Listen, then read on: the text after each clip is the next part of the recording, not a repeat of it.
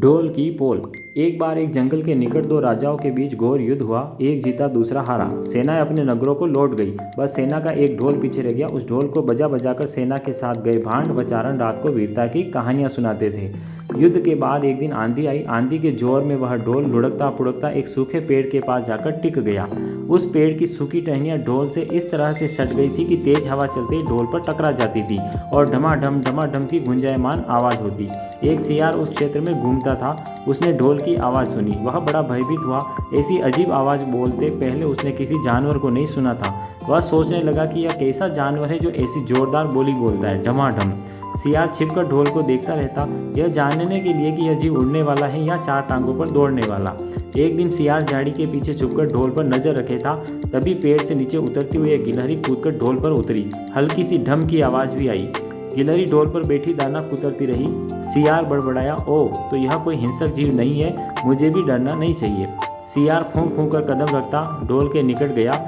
उसने सूंघा ढोल का। उसे न कहीं सिर नजर आया और न पेड़। तभी हवा के झोंके से टहनियाँ ढोल से टकराई और ढम की आवाज़ हुई और सियार उछलकर पीछे जा गिरा। अब समझ आया। सियार उठने की कोशिश करता हुआ बोला, यह तो बाहर का खोल है, जीव इस खोल के अंदर है। आवाज़ बता रही है कि जो कोई जीव इस खोल के भीतर रहता है वह मोटा ताज़ा होना चाहिए, चर्बी से भरा शरीर, तभी यह ढम ढम की जोरदार बोली बोलता है। अपनी मांद में घुसते ही सियार बोला, ओ सियारी, दावत खाने के लिए तैयार हो जा, एक मोटे ताजे शिकार का पता लगाकर आया हूँ। सियारी पूछने लगी, तुम उसे मारकर क्यों नहीं लाए? सियार ने उसे झिड़की दी, क्योंकि मैं तेरी तरह मूर्ख नहीं हूँ। वह एक खोल के भीतर छिपा बैठा है। खोल ऐसा है कि उसमें दो तरफ सूखी चमड़ी के दरवाजे हैं। मैं एक तरफ से हाथ डाल उसे पकड़ने की कोशिश करता तो वह दूसरे दरवाजे से न भाग जाता। चांद निकलने पर दोनों ढोल की ओर गए। जब वह निकट पहुंच ही रहे थे कि फिर हवा से टहनियाँ ढोल पर टकराई और ढम ढम की आवाज़ निकली। सियार सियारी के कान में बोला, सुनिए उसकी आवाज़, जरा सोच, जिसकी आवाज़ ऐसी गहरी है वह खुद कितना मोटा ताजा होगा। दोनों ढोल को सीधा कर उसके दोनों ओर बैठे और लगे दांतों से ढोल के दोनों चमड़ी वाले भाग के किनारे फाड़ने। जैसे ही चमड़ियाँ कटने लगी, सियार बोला, होशियार है ना, एक साथ हाथ अंदर डाल, शिकार को दबोचना है।